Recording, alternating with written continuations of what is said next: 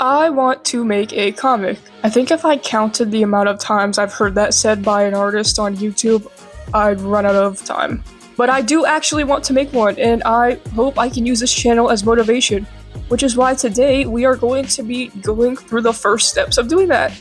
Actually, I think the first steps would be the story, but I've kind of already done some of that. So, we're going to do the first step of the art part of making a comic, which is designing the main character. And this is actually going to be a series, so if you want to see all the characters designed and planned out, then you can see that eventually. Not in this video. This took a lot longer to record than I thought it would. I'm actually gonna have to do a part 2 for this, so yeah, come back for that if you enjoy this. So this is Marcy Madison. She's just finished her sophomore year with straight A's as usual.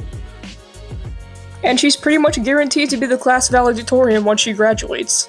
She plans to spend the entire summer hanging out with her childhood best friend Dante. And I have to get this out of the way. This is not a romance, they're just friends. That's how it's always gonna be, I'm sorry. If some people want to ship them, I'm fine with that, I really don't care. But it's not gonna be like a canon relationship, I just want people to be friends.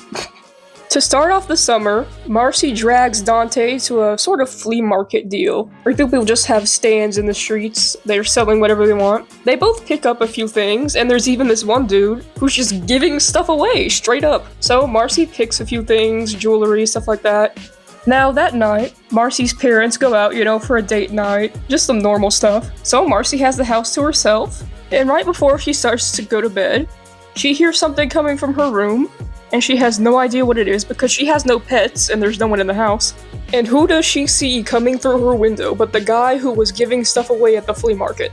Now this freaks her out, understandably. I mean, it's a grown man coming into her window. But eventually she calms down once she realizes he's not going to hurt her. And so he explains that she took a piece of jewelry that was not meant to be in the giveaway pile of his stuff. And he just came to get it back. And he's willing to buy it back even though he gave it away for free. Marcy would give it back to him for free, without charge, mostly just to get him out of her house. But there is one small issue. She put it on earlier that day, and now she can't seem to remove it. And that's as far as I'm gonna go for now. Maybe in the next part I'll go into more detail as I'm designing her other outfit. I mean, if you know anything about TV shows that are fantasy-based, you'll probably know where this is going. So now I want to talk about her design for a little bit, or whatever I was doing here. I have no idea what this aesthetic is called, and I can't link the Pinterest board because some of it has some spoilery stuff on it. But yeah, I'll throw up a few pictures here just to show you what was on the board. I was going for whatever you call that look. Now the first drawing I did of her, I was just trying to put what I had in my head on paper, and honestly, I think that's all I really needed to do, because she pretty much turned out how I wanted to. Now this drawing I'm doing now, I have been doing anatomy studies recently, and it's mostly just doing drawings from Pinterest and structure guides and stuff. And they look good when I just do them like that, but when I apply them to an actual person, it turns out something like whatever this is right here. I don't know what happened here, but yeah. I fidgeted with this for a while just to see if I could make it work, or make it look good, even remotely, but I'm gonna be honest, I kinda gave up. So I just figured it would be better for me to just restart instead of continuing on trying to fix this for half the video, because I was hitting the 20-minute mark at this point and I don't want to record longer than like an hour because my phone can't handle that. So after drawing in her top, I finally just kind of realized I had to restart. So I went over kind of to the side and began drawing in the style I usually draw in, which is kind of just a box for the torso. I don't really know how to explain it, but it works for now. So I think I'm just going to stick with that until I finally figure out how that other thing is supposed to work. This is the last sketch I did, but I didn't want to use it for the final illustration, because then I would have to color in over there in the middle of the page. So I saved that whole area to the right side for the final illustration. So when I do the part 2 for this, when I do her other outfit, it'll be on the back page of this, so the marker bleed through will cover the sketches, but it won't cover the actual final illustration I did. I just want to try to conserve paper as much as I can. I know I say that and there's like an entire blank page over there, but I'm gonna save that for sketches. I'm actually really excited to start doing her other outfit, so what I'm probably gonna do is do live talking and draw with me instead of doing a voiceover and just speeding things up. Those are a lot harder to edit, but I think it'll be worth it just to hear the process instead of just having me talk over this the whole time.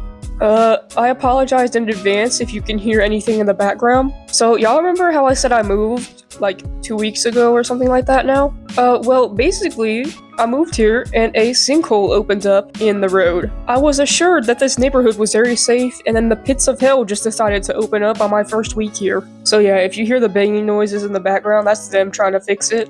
So basically what I'm doing now is I'm just swatching these colors that I got. I got a new skin tone set from Walmart of all places. And so I'm just swatching, trying to figure out what's what and what works, because I was going to do a video on them, but then I wanted to do this first. I might not do a video on them at all, but yeah, they work pretty well actually. And they're bullet nibs, which people say that brush nibs are supposed to be better, and not everyone, I feel like people don't really like bullet nibs, but I think they work perfectly fine.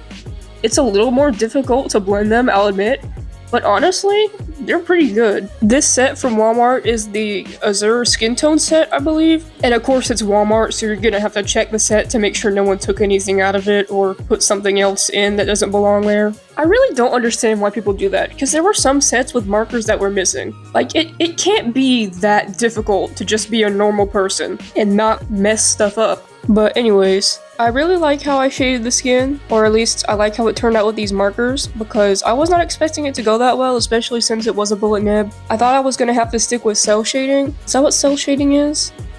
Cell shading is the one where it looks more blocky, right? Yeah, it's cell shading and then soft shading is the blending one, okay. Yeah, it still kind of looks like cell shading, but it is a little faded, so I guess it's a mix or something like that. I don't know what I'm talking about. When it comes to shading, I just do what I think is gonna look best. And in this case, it was whatever this is. I don't really have a set coloring style. I do have an actual drawing style, sort of. I don't know how to explain it, because sometimes I draw like this, and other times it looks more like this. You can tell it's the same person who drew it for the most part, but it is slightly different. So I'd say I have a pretty consistent style. I just kind of do whatever I want to within the style. I should probably say some other stuff about the character, since that's what this video is supposed to be about. So Marcy's one of those very academic people, but she's also not nerdy, I guess? I don't know how else to explain it. She's like that one girl at school who has really good and high grades, but she also plays a few sports and is a part of a few clubs. You know, that sort of person. I just didn't want her to be one of those introverted, awkward, shy girls. And there's nothing wrong with that. When I'm in public or in school, I am one of those people. But I'm just tired of seeing that consistently made. It's getting a little boring, and it's never really done properly. Plus, I never see someone who's like a generically would be classified as more of a popular person portrayed as the main character or anything like that. So I wanted to try something like that. So Marcy's very sure of herself. She knows who she is. She knows what she wants to do with her life for the most part. It's the events that take place in the story that mess her up. Well, not mess her up, but they throw a wrench in her plans. I originally wanted the story just to take place over her summer break between her sophomore year and junior year, but I think with the stuff I want to do, it's not gonna be enough time. So it might go from maybe June to December, maybe a little past that. I could just go like a full year, June to the next June. And for the most part, even if I did it during her school year, I wouldn't have to do the whole young superhero pretends to go to the bathroom, ends up going to defeat some villain thing. Because as you'll see in the next, maybe the second or third character I design, she has a mentor who is an adult, and he can mostly handle that kind of thing. Obviously, I'm gonna try to put some things where it interferes with her school life, because, you know, any teenager could handle that fully. I'm sorry, I don't think I've mentioned this yet. This is a magical girl story, sort of. Although it's not just her, there's this, like, grown dude who's also... He's funny, though. I like him. He's one of my favorites in this story. Although, to be fair, there's only 4 main characters in this story, so I don't really have that many options. I'm gonna need to design a lot of side characters too, though, like Marcy's parents and Dante's parents. I also need to design the 4th main character, but she's not really a main character, but I'll talk about her once we get to her. I definitely want to post as much as I can about the story, not just so that I can have motivation, but also so that maybe that'll bring people in to read it. I'm pretty excited about this, and I hope it goes well, and I hope I have the motivation to finish this. This isn't the first time I've tried to start a webcomic. The other time, I made a whole script for the first book of a webcomic, but then I just never got to it for some reason because I was in the revising stage, and I started overthinking stuff and I thought it was bad, so I just kind of gave up. But I also want to go back to that story eventually.